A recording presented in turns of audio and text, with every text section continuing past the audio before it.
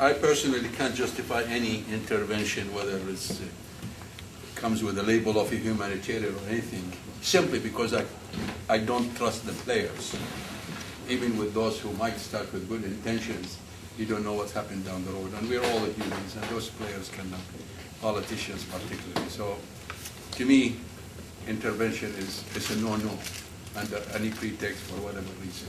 There are other ways of solving problems or protecting a human being than carrying a gun or sending a 500-pound bomb to be dropped on certain targets.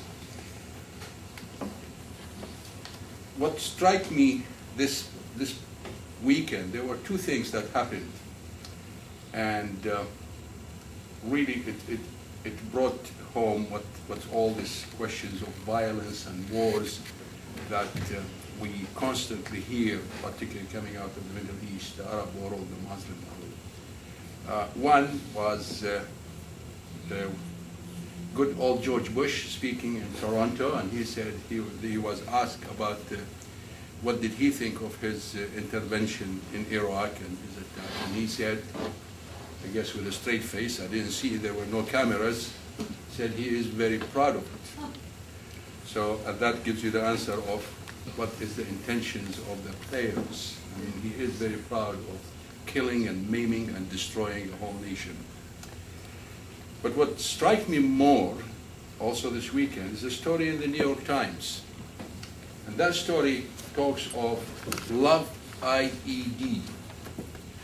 Many of you probably know the term IED is improvised explosive devices, which have been very popular in Iraq among the resistance, among the sectarian parties.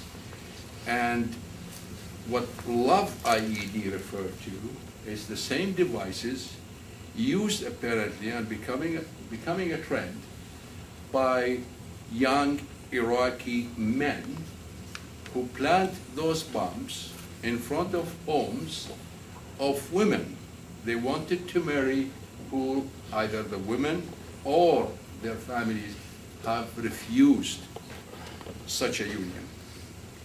So that's what the term love means.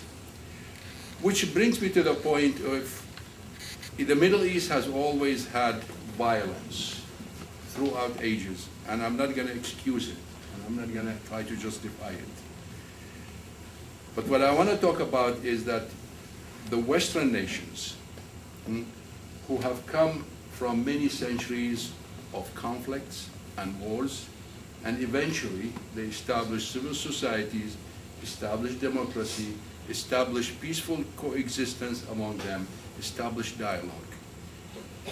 They never, ever brought these experiences to the Arab and Muslim world. Instead, they've always brought violence. The past 100 years or so has been one after another event of Western intervention, Western violence, Western attack on Arab and Muslim countries. So what it is here, we have nations who are not very developed in politics, who have had violence throughout their history like any other nations, and we bring more violence to them. In other words, we're adding more fuel to the fire.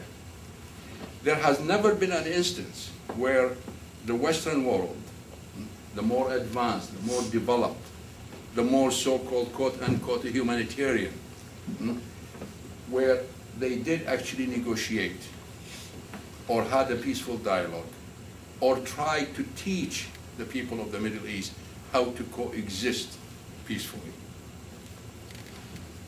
Started with, of course, in the past century, started with the division of the Arab world among the British and the Europeans.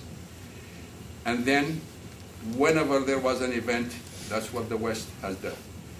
The Suez Crisis, it was then the British, the French, the Israelis attacked Egypt. Lebanon has been a playfield for Israeli attacks and wars against Lebanon. Algeria lost 1 million of its citizens fighting the war of independence against the French. And in most recently, about 15, 20 years ago, when the Algerians were getting into the game of democracy and democratically elected government, the Algerian government aborted that process with the help of the West, resulting in a civil war that caused many thousands of people. Iraq, under Saddam Hussein, attacked Iran with the blessing of the West and with the financing from the client regimes in the Gulf. Then Saddam again invaded Kuwait. And believe me, he would have left Kuwait if they have left a door for him to leave. We all said he's crazy, he is whatever it is, but he's not that stupid. He wasn't that stupid, now he's dead. But instead, they decided to attack, and many thousands of Iraqis were left, followed by a sanctions regime, and then the invasion. So it is, I mean, these are just examples. The irony of it all is that through these 100 years, there were many Arab and Muslim reformers who preached coexistence with the West, who preached to actually learn from the West what has the West advanced in technology and a human society, to learn from them. And those people have always been opposed by Western nations under the pretext of intervention, pretext of democracy, pretense of humanitarian interventions and all this. So, to sum it up, the Middle East is a region with a lot of violence.